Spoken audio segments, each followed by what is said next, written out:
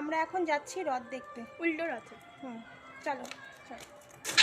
এইদিকে রথের টানও শুরু হয়ে গেছে, তো আমরাও তো রথের দড়ি টানবো, সেই ভিডিওটা তোমাদের সাথে শেয়ার করতে পারবো না, কারণ এত ভিড়ের মধ্যে রথের দড়ি টেনে আবার ভিডিও তোলা আমার পক্ষে সম্ভব নয়।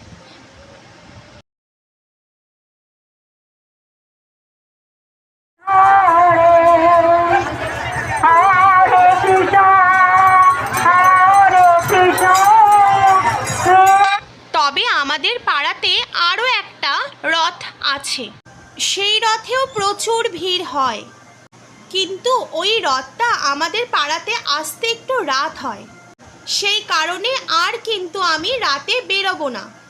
আমার মেয়েও কোনো বায়না করবে না যে বেরোতেই হবে, কারণ আমরা তো দেখে নিয়েছি রথ।